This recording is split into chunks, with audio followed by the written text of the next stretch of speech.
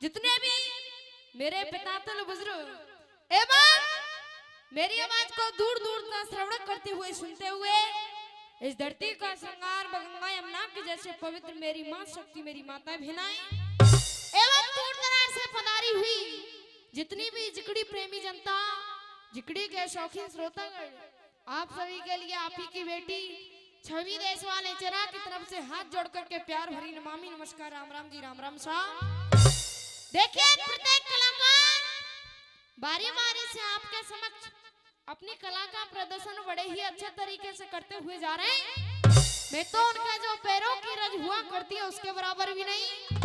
देखिए फिर भी बार बार कोशिश करूंगी आपके इस कोमल रूपी हृदय को प्रकाशित कर सकूं, प्रफुल्लित कर सकूं, खुशी से खिला सकूं या गदगद कर सकूं।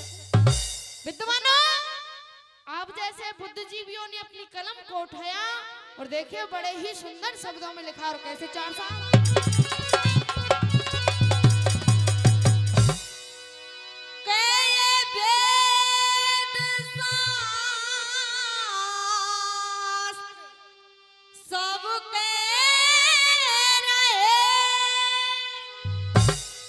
और ये माँ बाप से बढ़कर कोई और ना पायो है। अरे हर युग में जिसने जन्म दिया तेने प्रथाई जन्म गवायो है। माँ बाप संतान की खातिर न जाने क्या क्या करते कि संतान पे जब जब कष्ट पड़ो तो माँ बाप ने अपनो फर्ज निभायो है। और माँ बाप पे जब जब कष्ट पड़ो तो बेटा ने पानी तक नाए। विद्वानों, जैसा कि कलाकार बंधु बताते हुए जा रहे हैं, जो जिकड़ी की जननी जिकड़ी की माँ, जो जिकड़ी की मर्यादा हुआ करती है वो वास्तव में साखी होती है। सुनिएगा साखी के बोल कह रहे हैं और चार साहब कैसे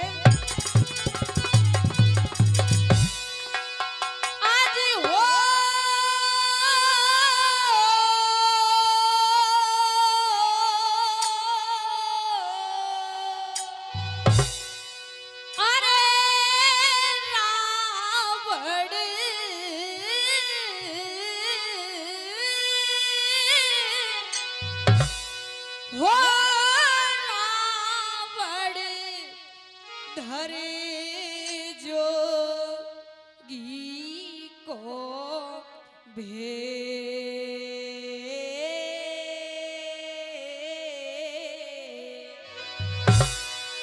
अरे चलो है लंग हो चलो है लंग केस रे यानी भिक्षा और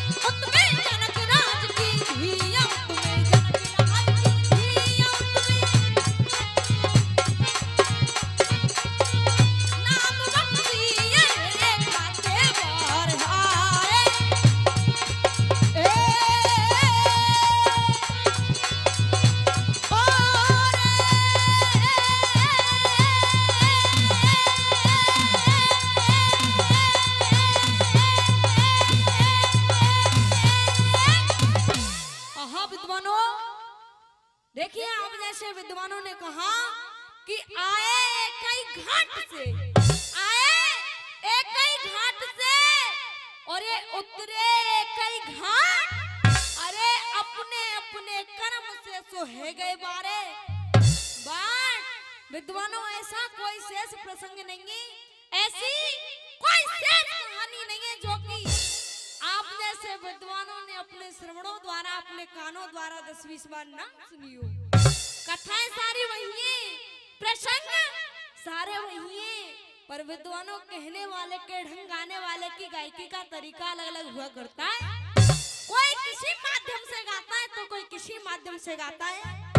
मेरा प्रसंग, मेरी कहानी, मेरी कथा, मेरा भजन उस समय का यार पितामह भीष्म सरसैया पर सोए हुए पांचों पांडव, छठी रानी द्रौपदी और भगवान श्री कृष्ण पितामह भीष्म के पास चल देते कि परम पिता पंडन को लेके। कहा क्या? परम पिता पंडन को लेके ये पास भीष्म के जा रहे। अरे कोई सरसैया पर पड़े पितामह प्रभु की आस कि आके श्याम सामने मोकू। कहा क्या? आके श्याम सामने मोकू, तू अपने दर्श करा दे और मेरा जीवन सफल। विद्वानों पांचों पांडवों ने बाबा भीष्म के लिए हाथ जोड़ करके प्रणाम किया है।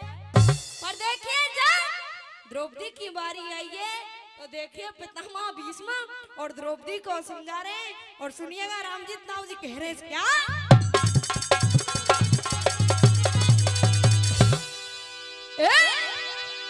अरे पैर छुए जब द्रौपसुता ने, क्या कह रहे बाबा भीष्म? अरे पैर छुए जब द्रौपसुता ने, और ये बाबा बोले वाणी,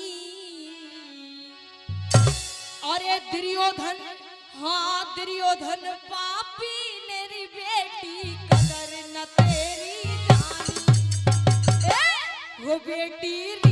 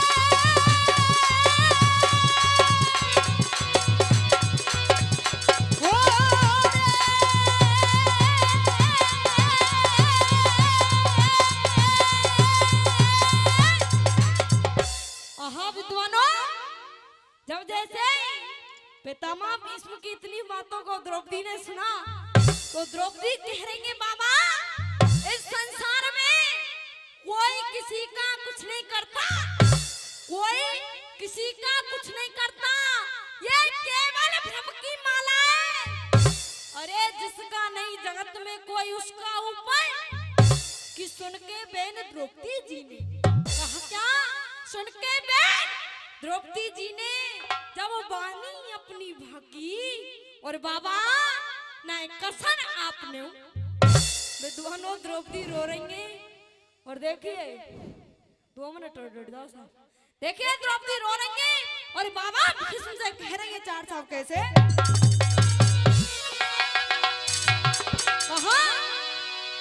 अरे जादन खिंच रहे हो